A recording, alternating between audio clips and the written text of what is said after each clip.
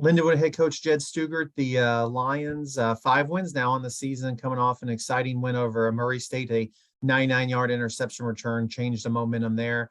They're going to face a familiar foe, old GLVC opponent William Jewell, Saturday afternoon at home. So, Coach, just thoughts on the Lions, and we'll go to some questions. Well, I mean, obviously, we're very pleased with where we're at. Starting this season off. I don't know if a lot of people thought we'd be where we're at, and so even us, it's kind of like, well, let's roll out there and see how we do. To be honest with you, I don't mean this arrogantly, but I'm not surprised. I mean, I think our guys have been pretty focused, and ever since the UT Martin game, when we took a punch, I keep coming back to that. Our guys have got off the mat and decided, okay, these teams are what they are every week. They're bigger, stronger, faster, and our kids have said, okay, we're going to go compete against that, and they're figuring out ways to win. And sometimes it's not always pretty, but one thing I think any coach will say is one of the biggest battles in coaching is when bad things happen, is getting kids to not lose hope. And these guys have bought completely into that. We went down 12-0 again, and they just, I think it was our homecoming, and one of our alumni afterwards said, I've been following all these games. He goes, it's like you guys got to take a punch first before you get going. And I said, yeah, that's true. But I mean, right now, if that's what it does to wake them up. But they, Murray State, first of all, probably one of the, I got to give them a ton of credit. Their offensive line is probably the biggest we've seen. I think they were very physical. Dean Hood is a great man, a guy that I've really enjoyed getting to know just briefly, and has always done. And they've endured some. He's not a guy that runs around and says, hey, this poor me. But the reality is they've endured some injuries in some key spots on their team. That's made that a tougher challenge for them this year. But their offensive line, their run game, and they put a lot of yards on us. But I was really proud of our defense in the red zone. I think they were down there 6 times. They scored twice, and our guys stopped and made plays. And the 99-yard pick six was the game changer. It really stole the momentum, and we kept it. And then in the fourth quarter, just to see our offense, go on a nine-minute drive, took 9 minutes off made them use their timeouts. And it was fun to see us, because we've had to win some in exciting fashions and in overtime and a block punt, and to just finally see us get control of the game, keep control, and then milk the clock in the fourth quarter and end on victory is always the ideal game plan. And that's what our guys did. Well, I referenced in the opening Darian's interception obviously changed the momentum. Can you just talk about that and one big play to kind of bolster you the rest of the way? Well, anytime you see, anytime you see kids that spend this much time watching film and watching their opponent and watching their position or the person they're going to guard in, to see that emphasized in practice and worked on in the red zone. We spend a lot of time, we always kind of, I'm the type of person that's like, once you identify who your team is and how they are, we thought, okay, you know what? Right now, defensively, we're giving up some explosive plays and everything. And instead of banging your head against the wall, it's like, okay, if teams are going to move up and down the field on us, but we're going to really focus on the red zone. And that's why I think we're getting so many key stops in the red zone. And we're kind of saying, hey, field goals aren't going to beat us. And then to see that play, we kind of watch that play. We've seen it. We've seen that route combination, and for Debo to jump all over that thing, kind of what you saw in practice, transfer to the game in a key situation.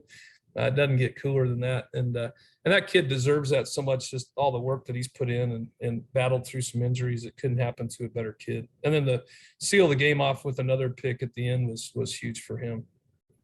So we reference, obviously your transition to Division I. There's some other teams this year: Merrimack, St. Thomas, Texas A&M, Commerce. They're all leading their conferences right now too. And I know you haven't studied them, but just what's that mean to have teams that you're making this move and being competitive? Right away. It's just not you all. There's others that have been able to do it too. Well, I think it shows that there's not a lot of disparaging differences between I think with the transfer portal, and you see FCS teams beating FBS teams and D2 teams beating FCS teams. And, I think, a lot of that too is, the quality of prospects, out there, or quality of players on teams. And it's evening up a little bit. I mean, obviously depth, and the higher you go, obviously with more scholarships, you have more depth and those things. Our biggest, that's one of our biggest obstacles is, even though we're gaining more scholarships, we're still relatively a Division II team as far as depth goes. And so, for even our guys to battle through the injuries we've had, it's probably one of the most special teams I've ever been a part of, for them to be doing this. And, everybody's going to have explanations, or excuses or whatever they want to say of why we're doing what we're doing. But I see some of those. I kind of chuckle sometimes that people say, well, they're doing this, they're 5-2 because of all these reasons. I always say, great, man, we'll take them. I don't care whatever reasons there are, we're 5-2. That's all that matters. So, or is the schedule? No, the OVC teams, I think everybody's proud of their conferences. We're so proud to be a part of the OVC, but I know other conferences might make comments or thoughts, but you look at the quality of teams in our league. We're honored to be a part of it. But no, I think this is a great foundation. We have a little fun with we actually have a lot of fun on our team with our guys. And so we use things, and, our latest joke is hey, I think somebody threw out on Twitter that we're the little brothers. So now it's been kind of fun to play on that a little bit. It's like, hey, little brother just got a little stronger today or something, hey, you might as well have fun with it. Don't take offense to it. And so, like I said, little brother's getting a little older and get a little stronger. That's fine. We love it. So it's been fun. It's been a good year. You got a familiar opponent this weekend, William Jewell, and then that's part one. Part two, your home atmosphere has seemed really good so far. So can you talk about both of those? Yeah, I want to, the reality is our, that doesn't just happen by accident. I mean, the work of, out of Tom Wagner, our associate AD, his team over there with Mike Barone and Austin and Nick and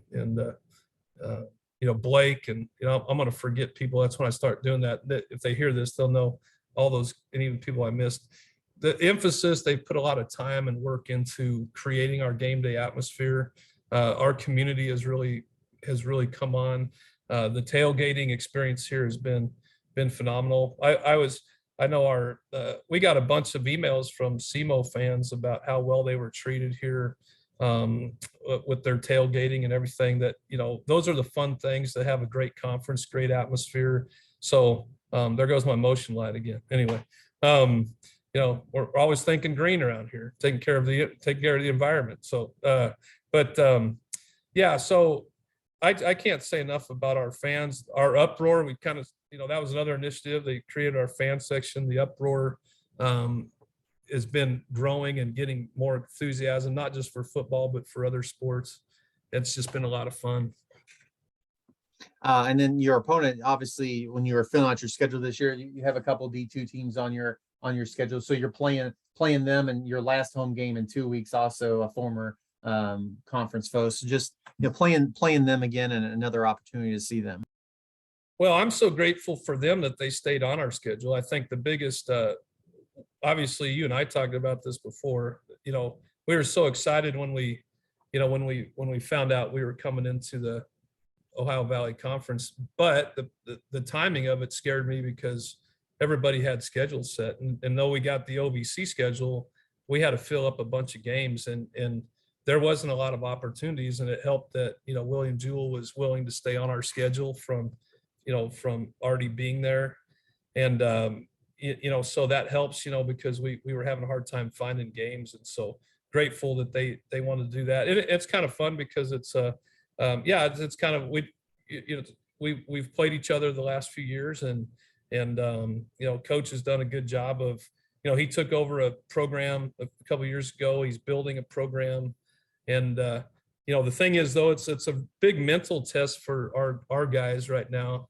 to have first of all, be on a 3-win game win streak against some good opponents, and not all of a sudden think that, hey, just because we're playing, kind of stay humble in the fact that we're not too far removed from playing them last year, so we can't all of a sudden think it's just going to be an easy task. And I think our kids understand that, not to just say, oh man, we've played 3 tough games and all of a sudden drop off there. So it's a good mental test for us this week, to stay focused. And we always talk about, you should prepare each week like you're preparing for a national championship anyway. And that's kind of been our mindset all season. But it'll be fun to play another game that we played last year against an old conference foe, and it'll be a fun atmosphere as well. Well, Coach, thanks for your time this morning. Best of luck on Saturday, and we'll talk to you again next Tuesday. Thanks, Kyle. Appreciate you.